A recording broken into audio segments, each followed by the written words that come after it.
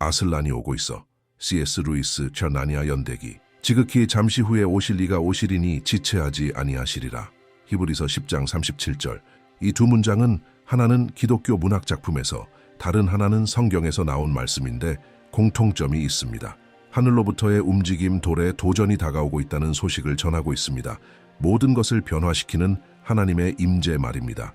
하지만 동시에 이 말들 안에는 조용한 긴박함도 담겨 있습니다. 지금 쉴 수 있을 때 쉬라. 곧 엄청난 일이 일어날 테니 우리는 지금 분주함, 소음, 영적 피로가 가득한 시대를 살고 있습니다. 사람들은 달리고 싸우고 무언가를 세우지만 정작 왜 그렇게 하는지 모를 때도 많습니다. 공기 중에는 설명할 수 없는 불안감이 감돌고 있습니다.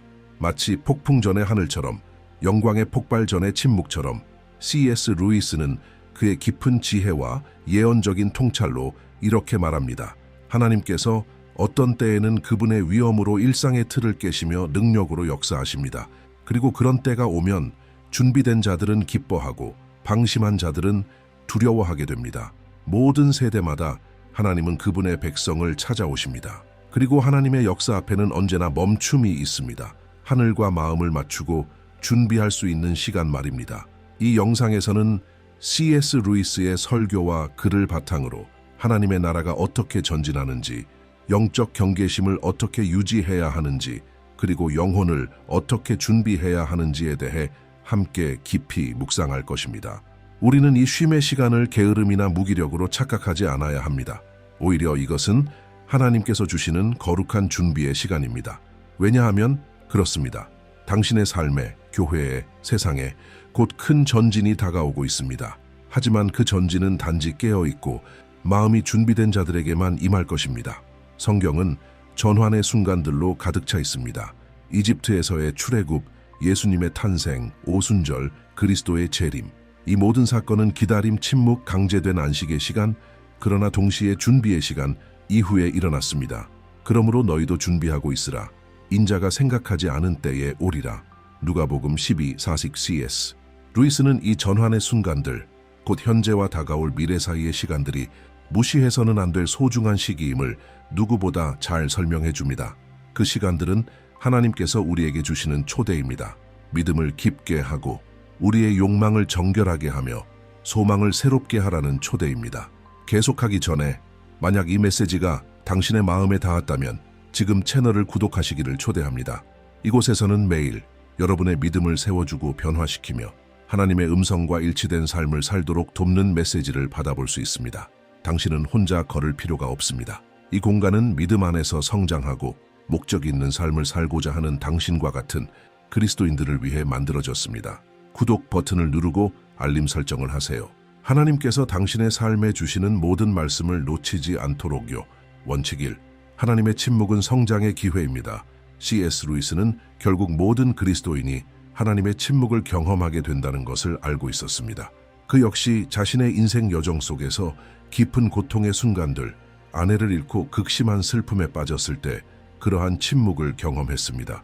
루이스는 그 침묵에서 도망치지 않고 오히려 그것을 직면하기로 결정했습니다. 말콤에게 보내는 편지에서 그는 기도가 때때로 공허 속에 던져진 외침처럼 느껴질 수 있다고 말합니다. 그러나 그는 또한 이 침묵이 하나님의 부재를 의미하는 것이 아니라고 말합니다. 오히려 하나님의 침묵은 영적으로 성장하고 성숙해질 수 있는 거룩한 공간일 수 있습니다. 인간은 본능적으로 침묵을 버림받음으로 연관짓습니다. 우리가 기도할 때 우리는 어떤 신호, 응답, 느낌을 원합니다. 하나님의 손이 움직이는 것을 보고 싶고 성경을 펼쳤을 때 우리의 고통에 꼭 맞는 구절이 눈에 들어오기를 원하며 마음을 평안하게 해주는 예언적인 메시지를 받기를 기대합니다. 그러나 이런 일들이 일어나지 않을 때 우리는 의심하게 됩니다. 하나님이 나를 잊으신 걸까? 하지만 루이스는 우리에게 또 다른 가능성을 제시합니다. 만약 그 침묵이 하나님께서 우리를 신뢰하고 계신다는 신호라면 응답이 없는 그 순간이 사실은 하나님께서 우리를 더 큰 일을 위해 준비시키고 계시는 증거라면 루이스는 시험 중의 교사를 비유로 사용합니다. 학생이 시험을 치르고 있을 때 교사는 침묵합니다. 그것은 교사가 떠났기 때문이 아니라 이미 가르쳤기 때문입니다. 침묵은 부재가 아니라 신뢰입니다. 그 순간은 학생이 무엇을 배웠는지를 보여주어야 하는 시간입니다. 믿음도 마찬가지입니다. 하나님께서 침묵하실 때 그분은 우리가 지금 느끼는 감정이 아니라 이미 알고 있는 하나님에 대한 진리를 신뢰하도록 훈련시키고 계시는 것입니다. 바로 이런 침묵 속에서 믿음은 감정이 아닌 확신이 됩니다. 성숙한 그리스도인은 아무것도 느껴지지 않아도 계속해서 기도하는 사람입니다. 지쳐 있어도 계속해서 섬기며 하나님이 보고 계시지 않는 것처럼 느껴져도 끝까지 충성하는 사람입니다. C.S. 루이스는 하나님의 침묵을 견디는 믿음이야말로 참으로 하나님을 기쁘시게 하는 믿음이라고 말했습니다. 감정에 의존하는 믿음은 언제든 흔들릴 수 있습니다. 그러나 모든 것이 조용한 순간에도 하나님의 성품을 신뢰하는 믿음은 깊고 반석 위에 세워진 믿음입니다. 카를라의 이야기는 이를 잘 보여줍니다. 그녀는 헌신적인 그리스도인이었고 교회 사역에 적극적으로 참여하며 하나님을 사랑하는 마음으로 가득 찬 사람이었습니다. 하지만 그녀는 혹독한 시기를 맞이하게 됩니다. 직장을 잃고 어머니는 병에 걸리고 약혼도 깨졌습니다. 그녀는 계속 기도했고 인도하심과 위로 어떤 신호든 기다렸지만 하늘은 닫힌 듯 보였습니다. 기도하는 자신의 목소리가 허공으로 퍼지는 느낌을 받기 시작했지요. 그러던 어느 날 그녀는 루이스의 한 문장을 읽고 큰 충격을 받습니다. 하나님이 가장 멀리 느껴질 때가 사실 그분이 가장 가까이에서 조용히 일하고 계시는 순간일 수 있다. 그 문장이 그녀의 마음을 바꾸어 놓았습니다. 카를라는 즉각적인 응답을 받은 것은 아니었습니다. 그러나 그녀는 머무르기로 결정합니다. 감정 때문이 아니라 하나님이 합당하신 분이심을 알았기에 계속해서 하나님을 찾았습니다. 기도와 찬양, 신실함을 멈추지 않았습니다. 시간이 흐르면서 상황이 서서히 바뀌기 시작했습니다. 새로운 직장 기회가 열리고 어머니의 건강도 안정되었습니다. 하지만 무엇보다도 달라진 것은 카를라 자신이었습니다. 그녀는 더 강해지고 더 중심을 잡게 되었으며 믿음으로 더 충만해졌습니다. 하나님의 침묵은 그녀의 믿음이 정련되는 땅이었던 것입니다. 루이스는 우리에게 말합니다. 하나님은 종종 우리를 벌하기 위해 침묵하시는 것이 아니라 정결하게 하시기 위해 침묵하십니다. 감정에 의존하는 유치한 믿음을 내려놓고 진리에 뿌리내린 견고한 믿음을 갖게 하시려는 것입니다. 침묵 가운데 우리는 하나님에 대해 우리가 알고 있는 것을 신뢰하는 법을 배우게 됩니다. 그리고 그것이 바로 우리의 믿음을 붙들어주는 힘이 됩니다. 또한 하나님의 침묵은 선물일 수도 있다는 점을 기억해야 합니다. 너무도 시끄럽고 수많은 목소리와 산만함으로 가득 찬 이 세상에서 하나님의 침묵은 우리를 더 가까이 부르시는 방식일 수 있습니다.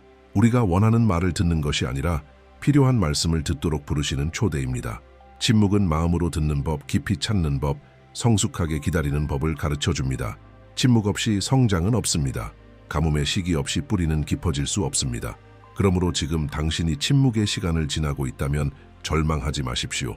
이것은 당신 이야기의 끝이 아니라 더 깊은 무언가의 시작입니다. C.S. 루이스는 이 시간을 전혀 다른 시각으로 보라고 우리를 초대합니다. 의미 없는 정지가 아니라 성장의 과정으로 말입니다. 하나님은 침묵하고 계신 것이 떠나셨기 때문이 아니라 당신을 훈련시키고 계시기 때문입니다.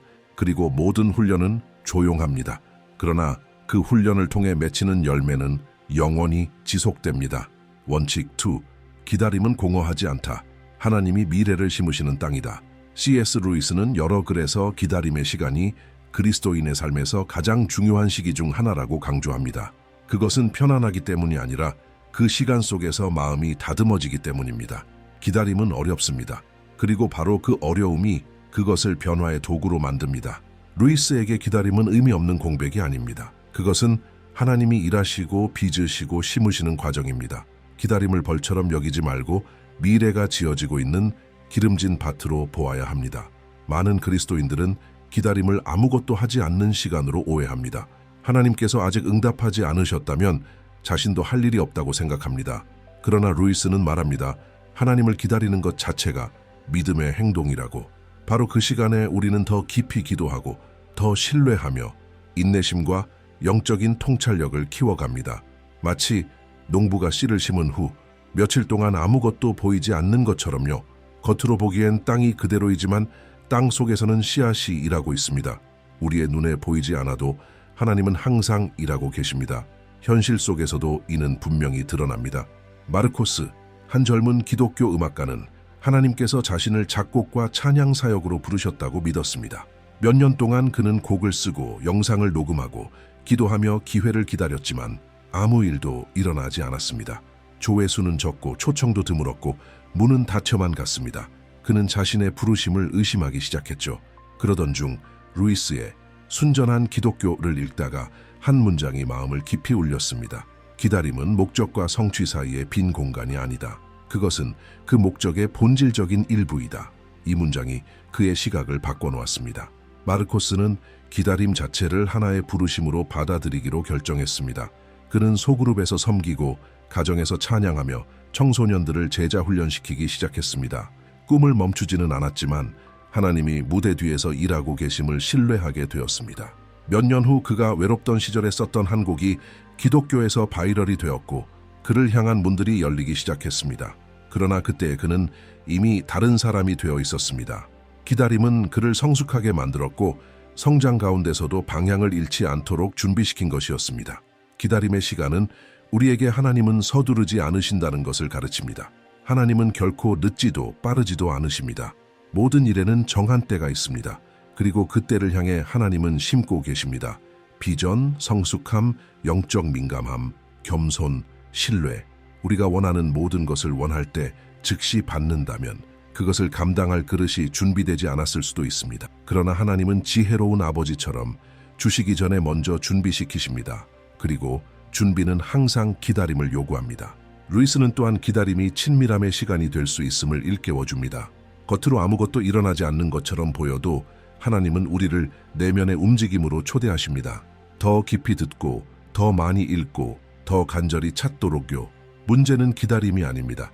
문제는 팔짱 끼고 기다리는 것입니다. 믿음으로 기다리는 것은 기대감과 소망을 품고 기다리는 것입니다. 오늘을 살면서 하나님이 이미 내일을 돌보고 계심을 믿는 삶입니다. 어쩌면 당신도 지금 기다리고 있을지 모릅니다. 직장, 응답, 치유, 화해, 그리고 하나님이 잊으신 건 아닐까 하는 생각이 들 수 있습니다. 하지만 루이스는 이렇게 말해줄 것입니다. 하나님의 손 안에서는 낭비되는 시간은 하나도 없다. 모든 분, 모든 초가 사용되고 있다. 그리고 많은 경우 하나님의 응답이 도착하는 그 순간은 너무도 강력하고 명확해서 그동안의 기다림이 모두 이해되는 순간이 됩니다. 지연처럼 보였던 것이 사실은 준비였고 침묵 같던 것이 하나님의 손길이었으며 부재처럼 느껴졌던 것이 깊은 돌봄의 표현이었다는 것을 깨닫게 됩니다. 하나님은 오늘 당신이 내일 거둘 열매를 심고 계십니다. 하지만 그 열매가 자라기 위해서는 밭이 준비되어야 합니다. 기다림은 그 밭을 준비시키는 과정입니다. 그러니 기다림과 싸우지 마십시오. 믿음으로 그 시간을 사십시오. 하나님을 기다리는 자는 결코 시간을 낭비하지 않습니다. 성숙해지고 꽃피우며 제때의 열매를 거두게 됩니다. 원칙 3. 고통은 깨어나는 이들을 위한 하나님의 언어이다. C.S. 루이스는 고통을 바람직한 것으로 여기지 않았지만 그것을 절대적인 적으로 보지도 않았다. 그에게 있어 고통은 일종의 하나님의 확성기였으며 하늘이 산만한 세상을 깨우기 위해 사용하는 언어였다. 고통의 문제에서 루이스는 이렇게 썼다. 하나님은 우리의 즐거움 속에서 속삭이시고 양심을 통해 말씀하시며 고통 속에서 외치신다. 고통은 귀먹은 세상을 깨우기 위한 하나님의 확성기이다. 이 문장은 그의 작품 중 가장 유명한 말 중 하나가 되었는데 바로 이 말이 모든 사람이 직면하는 현실을 담고 있기 때문이다. 고통은 종종 우리가 하나님께 더 가까이 나아가게 만들며 이는 편안함이 결코 해낼 수 없는 방식이다. 루이스는 삶에서 큰 상실을 겪었다. 그는 어린 시절 어머니를 잃었고 제1차 세계대전에 참전했으며 훗날에는 아내 조이가 암으로 세상을 떠나는 일을 겪었다. 그 마지막 시기에 그는 슬픔의 해부라는 책을 썼는데 이는 하나님과의 씨름, 의심, 심지어 분노까지 기록한 진솔한 일기이다. 그러나 그 과정을 거치며 루이스는 단지 위로를 찾은 것이 아니라 더 실제적이고 더 가까우며 더 사랑이 넘치는 하나님을 만나게 되었다. 고통은 우리가 통제할 수 없다는 진실과 마주하게 한다. 그리고 이것은 매우 어려운 교훈이다. 모든 것이 잘 될 때는 우리는 쉽게 자신이 강하고 충분하며 독립적이라고 믿게 된다. 그러나 병, 상실, 실패와 같이 어떤 일이 우리의 통제를 벗어날 때 우리는 위를 바라보게 된다. 고통은 우리의 연약함을 상기시키며 하나님의 임재를 향해 마음을 열게 만든다. 루이스는 고통을 항상 이해할 수 있는 것으로 설명하려 한 것이 아니라 그것이 아무리 터무니없어 보일지라도 하나님은 그것을 통해 우리를 빚으실 수 있다고 말한 것이다. 이 원칙은 수많은 이야기 속에서 드러난다. 스테반이라는 기독교 기업가를 생각해보라. 그는 금융위기 동안 모든 것을 잃었다. 회사는 파산했고 결혼도 거의 파탄에 이르렀으며 신앙도 흔들렸다. 한동안 그는 교회에서 멀어졌고 수치심과 좌절 속에 빠졌다. 그러던 어느 날 집에서 혼자 지내다가 오래된 순전한 기독교 한 권을 발견했다. 큰 기대 없이 읽기 시작했는데 어느 구절이 그의 눈길을 사로잡았다. 루이스는 고통이 종종 우리의 우상을 깨뜨리고 우리가 실제로 무엇을 신뢰하고 있었는지를 드러낸다고 했다. 그 말은 그의 마음을 강하게 흔들었다. 스테반은 자신의 신앙 이면에 자기 힘에 대한 집착이 많았다는 것을 깨달았다. 그는 하나님을 신뢰한다고 했지만 그것은 어디까지나 자신의 계획이 잘 작동할 때까지였다. 그가 겪은 고통은 그의 안전망을 무너뜨렸지만 동시에 진정한 의존의 자리를 열어주었다. 스테반은 더 겸손한 마음으로 하나님께 돌아갔고 시간이 지나 그의 삶은 다시 세워졌다. 예전의 자원으로는 아니었지만 새로운 마음으로 말이다. 고통은 즉시 사라지지 않았지만 하나님의 계획 안에서 그 의미를 갖기 시작했다. 루이스는 고통이 임의적인 형벌이 아니라고 우리에게 상기시켜준다. 대부분의 경우 고통은 하나의 도구이다. 하나님께서 우리가 고통당하는 것을 기뻐하시기 때문이 아니라 바로 그 자리에서 우리가 하나님의 음성에 더 민감해진다는 것을 아시기 때문이다. 하나님은 우리를 파괴하기 위해서가 아니라 온전하게 하기 위해 고통을 허락하신다. 마치 조각가가 대리석을 두드려 걸작을 드러내듯이 하나님도 고통을 통해 우리 안에 불필요한 것들을 제거하고 성품을 다듬으며 우리를 그리스도를 닮은 사람으로 빚어가신다. 또한 고통은 우리를 서로 연결시켜준다. 루이스는 우리가 고통을 나눌 때 더욱 인간적이고 더욱 자비로운 존재가 된다고 믿었다. 한 번도 고통을 겪지 않은 믿음은 쉽게 무감각해질 수 있다. 하지만 불을 통과하며 살아남은 믿음은 위로할 줄 알고 경청할 줄 알며 사랑할 줄 안다. 이건 역시 하나님의 계획의 일부이다. 그리스도의 성품을 우리 안에 형성하는 것, 그것은 단지 우리 자신을 위한 것이 아니라 다른 사람들의 삶 속에서 우리가 위로가 되도록 하기 위함이다. 그러므로 지금 당신이 고통을 겪고 있다면 하나님이 당신을 버리셨다고 생각하지 말라. 오히려 그분이 그 어느 때보다 가까이 계실지도 모른다. C.S. 루이스는 종종 고통이 하나님과의 새로운 친밀함의 시작이 된다고 말해준다. 그리고 고통이 지나간 후 고통은 결국 지나가게 되어 있다. 뒤를 돌아보면 당신은 성장했고 성숙해졌으며 더 깊은 사람이 되었음을 알게 될 것이다. 고통은 아프지만 동시에 가르친다. 그리고 믿음으로 그 고통을 통과할 때 우리는 진짜 중요한 것이 무엇인지, 모든 것이 이해되지 않아도 하나님과 함께 있는 것, 그것을 깨닫게 된다. 원칙 4. 하나님의 전지는 우리가 기대한 방식과 다르게 온다. 나니아 연대기에서 C.S. 루이스는 기독교 문학에서 가장 풍성한 상징 중 하나를 창조했다. 그리스도를 상징하는 사자, 아슬란. 가장 인상적인 장면 중 하나에서 한 아이가 아슬란이 안전한 존재인지 묻고 대답은 단호하다. 물론 아니지. 하지만 그는 선해. 이 짧은 문장이 하나님의 방식에 대해 많은 것을 말해준다. 하나님은 예측 가능한 분이 아니시며 우리의 계획대로 움직이지 않으시고 우리의 기대에 갇히지도 않으신다. 하지만 항상 언제나 선하게 일하신다. 많은 그리스도인들이 믿음이 없어서가 아니라 하나님이 특정한 방식으로 일하시길 기대했기 때문에 고통을 겪는다. 그리고 그 기대가 이루어지지 않으면 하나님이 자신을 잊으셨다고 생각한다. 루이스는 이러한 유형의 믿음을 다시 생각해 보라고 권면한다.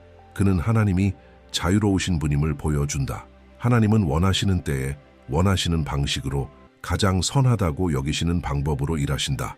우리의 역할은 모든 길을 이해하는 것이 아니라 그 길을 인도하시는 분의 성품을 신뢰하는 것이다. 하나님의 전지는 종종 우리가 계획한 방식과는 다르게 온다. 어떤 때는 문을 열어달라고 기도하는데 창문이 열린다. 어떤 때는 힘을 달라고 기도하는데 침묵을 주신다. 벗어나게 해달라고 구했는데 머무는 법을 가르치신다. 바로 이런 순간에 우리의 믿음은 시험받는다. 우리는 하나님이 우리를 위해 무엇을 하실 수 있는지를 믿는가? 아니면 하나님 자신을 믿는가? 바네사의 이야기는 이 점을 분명하게 보여준다. 그녀는 선교사였고 다른 나라로 가서 전임으로 사역하는 것이 꿈이었다. 수년간 준비했고 언어를 배우고 재정을 마련했다. 모든 것이 완벽하게 보였다. 그러나 떠날 시점에 비자가 거절되었다.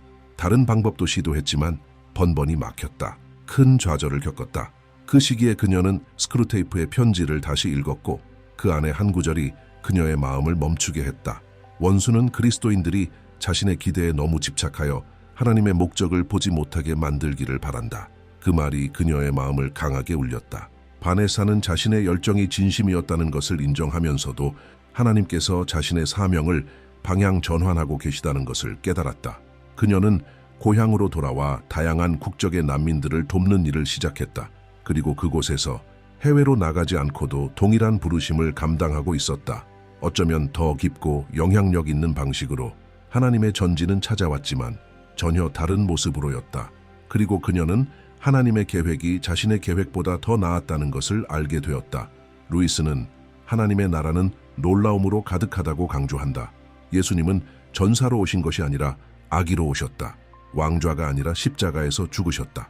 폭죽이 아니라 조용히 부활하셨다. 하나님의 방식은 늘 우리의 논리를 깨뜨리기에 도전이 되지만 동시에 위로가 되기도 한다. 왜냐하면 모든 것이 뒤엉킨 듯 보일 때조차 하나님은 여전히 주권을 잡고 계시기 때문이다. 하나님을 신뢰한다는 것은 모든 세부 사항을 이해하려는 집착을 내려놓는 것이다. 놀라움을 받아들일 준비가 되어 있는 것이다. 우리가 기대한 방식으로 전진이 오지 않았다면 그것은 아마도 우리가 필요로 하는 방식으로 올 것이기 때문이다. 하나님은 결코 그분의 약속을 실패하지 않으시지만 우리의 방식대로 그것을 이루시는 일은 드물다. 그리고 그것은 오히려 좋은 소식이다. 왜냐하면 우리의 계획은 제한되어 있지만 하나님의 계획은 완전하기 때문이다. 그러므로 우리의 도전은 우리의 예측이 아니라 하나님의 성품 안에서 안식하는 것이다. 하나님은 때로 늦게 응답하시는 것처럼 보이고 방향을 바꾸시거나 침묵 가운데 일하시기도 하지만 결코 실수하지 않으신다. 루이스는 우리에게 그리스도인의 삶이 직선이 아니며 수많은 우회로로 가득한 여정이라고 말한다. 그러나 그 여정의 끝은 언제나 하나님의 마음 가까이로 우리를 이끈다. 그러니 당신이 지금 어떤 전진을 기다리고 있는데 그것이 예상한 방식으로 오지 않았다면 절망하지 말라. 당신이 지연이라고 부르는 것이 어쩌면 훨씬 더 큰 계획의 시작일 수 있다. 하나님의 전진은 조용히 올 수도 있고 낯선 길을 통해 올 수도 있으며 우리의 계획을 좌절시키는 방식으로 올 수도 있다. 그러나 하나님의 전진은 결코 실망스럽지 않다. 왜냐하면 하나님은 선하시기 때문이다. 예측 가능하지는 않더라도 언제나 신뢰할 수 있는 분이다. 원칙 5. 영적 경계는 하나님의 전진을 위한 마음의 준비이다. C.S. 루이스는 그의 많은 작품에서 영적으로 잠든 삶의 위험성에 대해 경고한다. 그는 기독교 신앙을 수동적인 위로가 아니라 행동과 주의 경계를 요구하는 부르심으로 보았다. 스크루테이프의 편지에서 루이스는 가상의 악마의 목소리를 통해 지옥이 가장 바라는 것 중 하나를 드러낸다. 그리스도인들을 산만하게 만드는 것이다. 그들이 믿음을 완전히 버릴 필요는 없다. 단지 너무 바쁘게, 너무 편안하게, 혹은 충분히 분산되게 만들어 하나님이 하시는 일을 인식하지 못하게 만들면 된다. 그러므로 영적 경계는 단순한 종교적 행위가 아니다. 그것은 마음의 자세이다. 깨어있다는 것은 지금 이 순간 하나님이 무엇을 하고 계시는지 눈을 뜨고 바라보는 것이다. 하나님이 말씀하시려는 것에 민감한 영으로 사는 것이다. 주변 세상이 모두 잠들어 있는 것처럼 보일 때에도 나는 깨어있는 삶을 사는 것이다. 예수님은 이 점을 여러 번 강조하셨다. 깨어있으라 기도하라는 단순한 조언이 아니라 명령이었다. 루이스는 이 영적 감각을 깊이 이해했다. 그에게 있어 그리스도인으로 산다는 것은 영적 전쟁에 능동적으로 참여하는 것이며 그 전쟁에서 가장 교묘한 무기 중 하나가 바로 산만함이다. 우리 시대의 가장 큰 위험 중 하나는 피상성이다. 우리는 수많은 정보, 알림, 오락, 일정에 둘러싸여 있다. 하루 종일 좋은 일들로 바쁘게 지낼 수 있지만 하나님께는 전혀 가까워지지 못할 수도 있다. 루이스는 원수가 사용하는 가장 강력한 속임수 중 하나가 그리스도인으로 하여금 지금 상태로도 괜찮다고 믿게 만드는 것이라고 경고했다. 그러나 실제로는 영적으로 마비되어 있는 것이다. 그리고 하나님의 전진이 도착할 때 새로운 계절, 부르심, 기회, 영적으로 산만한 사람은 그것을 인식하지 못하고 반응하지 못하며 하나님의 역사 속에 들어가지 못한다. 실제 삶 속에서 영적 경계는 여러 방식으로 길러질 수 있다. 그것은 영적 편집증이나 실수할까봐 두려움 속에 사는 것을 의미하지 않는다. 그것은 민감함에 관한 것이다. 마음이 영적 환경의 변화에 민감해지고 일상의 반복 속에서도 하나님께서 무언가 새롭게 인도하고 계심을 감지하는 것이다. 이 경계는 침묵 가운데, 기도 가운데, 하나님의 음성에 귀 기울이는 가운데 자라난다. 그리고 루이스가 강조했듯이 이 경계심은 우리가 생각하는 것보다 훨씬 더 절실하다. 이와 관련된 좋은 예는 이아고의 이야기다. 그는 교회에서 자라났고 시간이 지나며 점점 안일해졌다. 예배에 참석하고 소그룹에도 참여하며 겉으로 보기엔 모든 걸 잘하고 있었지만 그의 내면은 잠들어 있었다. 하나님은 그에게 열정이 아니라 습관이 되어 있었다. 그러던 어느 날 기독교 문학에 관한 수업에서 순전한 기독교를 읽으라는 과제를 받았다. 처음에는 내용이 어렵게 느껴졌지만 악마는 잠들지 않는 세상에서 눈 감고 살아가는 삶의 위험성에 대한 루이스의 경고를 읽는 순간 그의 내면에서 무언가가 깨어났다. 그는 자신이 종교적으로는 활동하고 있었지만 영적으로는 꺼져 있었다는 것을 깨달았다. 그날 이후 이아고는 매일 짧은 시간이라도 하나님 앞에서 침묵하며 귀 기울이는 시간을 갖기 시작했다. 특별히 신비한 것도 아니었다. 단지 진실한 마음으로 하나님 앞에 머무는 것이었다. 그리고 그러한 단순한 순간들 속에서 그는 점점 하나님의 미세한 인도하심, 확신, 감동을 느끼기 시작했다. 몇 달이 지나자 그는 친구들과의 관계 회복에 쓰임받았고 기도 모임을 이끌게 되었으며 지역사회에서 작은 사회봉사 프로젝트를 시작하게 되었다. 하나님의 전지는 그 자리에 항상 있었지만 그는 영적으로 깨어났을 때야 비로소 그것을 인식할 수 있었다. 영적 경계는 거짓된 방향으로부터 우리를 보호하기도 한다. 루이스는 지옥은 매우 교묘하다고 경고했다. 악은 우리를 하나님에게서 폭력적으로 밀어내는 것이 아니라 부드럽게 중심에서 조금씩 멀어지게 만든다. 작은 타협 하나, 사소한 산만함 하나가 쌓여 어느새 멀어진다. 깨어있는 삶이란 눈에 보이지 않는 것에 마음을 고정시키는 것이다. 영원한 것을 향해 마음을 두고 지나가는 것들에 휩쓸리지 않는 것이다. 모든 것이 우리를 안일함으로 끌어당길 때에도 약속을 바라보며 시선을 거기에 두는 것이다. 영적 경계는 본능이 아니라 훈련이다. 그것은 마치 공격의 시각을 알 수 없지만 끝까지 깨어있는 파수꾼과 같다. 그 경계심이 바로 하나님께서 무언가 하시려 할 때 그것을 알아차리게 만드는 힘이다. 많은 사람들이 하나님의 전진을 놓치는 이유는 단 하나, 준비되지 않았기 때문이다. 너무 산만했고 세상에 깊이 빠져 있었으며 믿음 안에서 잠들어 있었던 것이다. 루이스는 기독교는 깨어있는 믿음이라고 가르친다. 사자는 숨어 있다. 그리고 우리는 단지 적에 대해서만 말하는 것이 아니다. 유다의 사자도 오고 계신다. 하나님은 지금도 움직이고 계신다. 그러나 모두가 그것을 보는 것은 아니다. 나니아 연대기의 이야기처럼 아슬란이 돌아왔을 때 깨어 있었던 자들은 기쁨으로 그를 맞이했지만 산만했던 자들은 자기 일에 빠져 그 순간을 놓쳐버렸다. 그러므로 영적 경계는 단순한 덕목이 아니라 반드시 필요한 삶의 태도이다. 하나님의 전진에 온전히 동참하고자 한다면 우리는 깨어있는 시선, 깨어있는 마음, 민감한 영혼을 길러야 한다. 그것은 작은 선택들에서 시작된다. 세상의 소음을 끄고 하나님의 말씀에 귀 기울이는 것, 세상의 분주한 리듬을 거절하고 분별력을 구하는 것, 좋은 것을 내려놓고 영원한 것을 붙드는 것. 영적 경계란 하늘이 지금 무엇을 하고 있는지에 자신을 매일 열어두는 선택이다. 만약 하나님이 오늘 당신의 마음에서, 가정에서, 교회에서 무언가 새로운 일을 시작하신다면 당신은 그것을 알아차릴 수 있을까? 아니면 너무 바쁘고 산만하고 지쳐 있어서 놓치고 말까? 루이스는 이 질문을 직접적으로 던지진 않지만 그의 글을 통해 끊임없이 우리에게 이 질문을 하도록 유도한다. 그리고 이 질문은 모든 것을 바꿀 수 있다. 왜냐하면 하나님의 전지는 오고 있기 때문이다. 그리고 오직 깨어있는 자만이 그분과 함께 걸을 것이다. 나머지는 자신의 인생에서 가장 중요한 순간에 영적으로 잠들어 버릴 것이다. C.S. 루이스는 우리에게 그리스도인의 삶이 단지 의식이나 아름다운 말이 아니라고 가르쳐 주었다. 그것은 실제적인 여정이며 격렬하고 때로는 고통스럽지만 깊은 의미로 가득 찬 여정이다. 그리고 그 여정 속에는 하늘이 조용해 보이고 시간이 멈춘 듯하며 고통이 이해되지 않는 순간들이 있다. 하지만 바로 그런 순간에 하나님은 가장 깊이, 가장 섬세하게, 가장 의도적으로 일하고 계신다. 이 영상에서는 왜 우리가 지금 안식해야 하며 그것이 다가올 하나님의 전진을 어떻게 준비시키는지를 보여주는 5가지 원칙에 대해 묵상했다.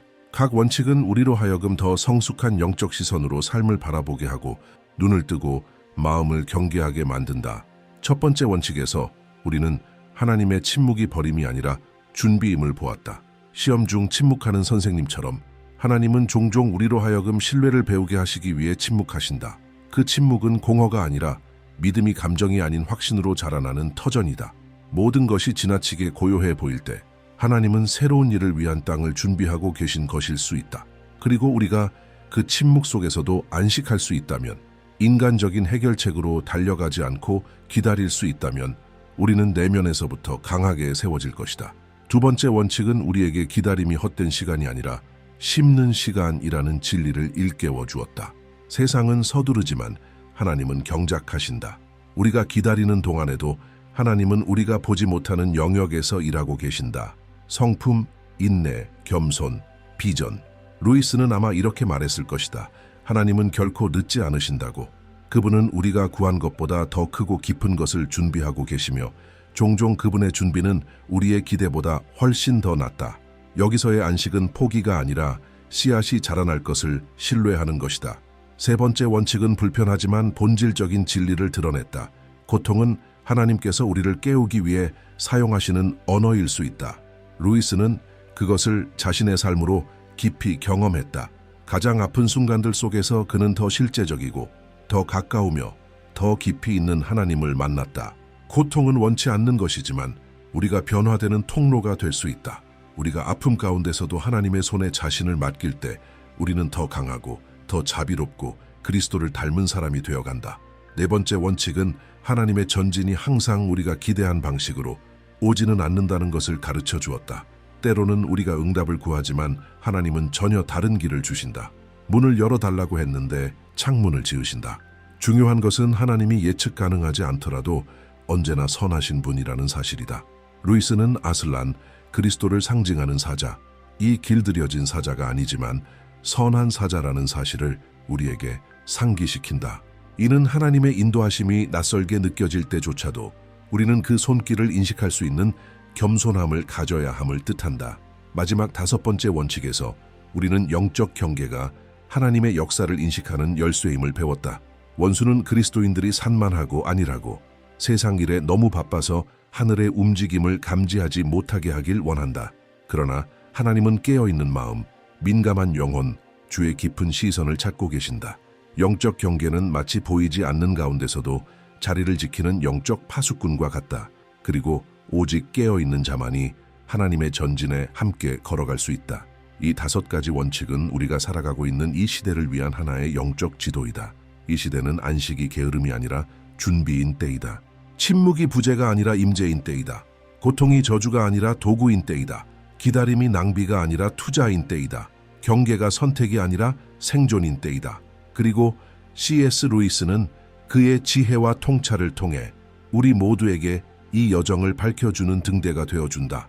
그러므로 이 모든 말씀의 핵심은 단순하지만 깊은 진리로 귀결된다. 멈춤에 절망하지 말라. 침묵 속에서 산만해지지 말라. 기다림 가운데 분노하지 말라. 고통 속에서 혼란스러워하지 말라. 그리고 무엇보다 영적으로 잠들지 말라. 왜냐하면 하나님의 전진은 지금도 오고 있기 때문이다. 그리고 그분이 오실 때, 반드시 오실 그때 그분과 함께 나아갈 수 있는 사람은 바로 그분 안에서 안식하며 준비된 자들일 것이다. C.S. 루이스는 이렇게 썼습니다. 나는 기독교를 믿는다. 해가 떴다는 사실을 믿는 것처럼 단지 해를 보기 때문만이 아니라 그 해를 통해 모든 것을 보기 때문이다. 이와 같은 믿음이 하늘이 흐려 보일 때에도 당신의 삶을 밝히는 빛이 되기를 바랍니다. 하나님의 전진은 오고 있습니다. 그러나 오직 깨어있는 마음만이 그것을 알아볼 수 있습니다. 지금은 안식할 때입니다.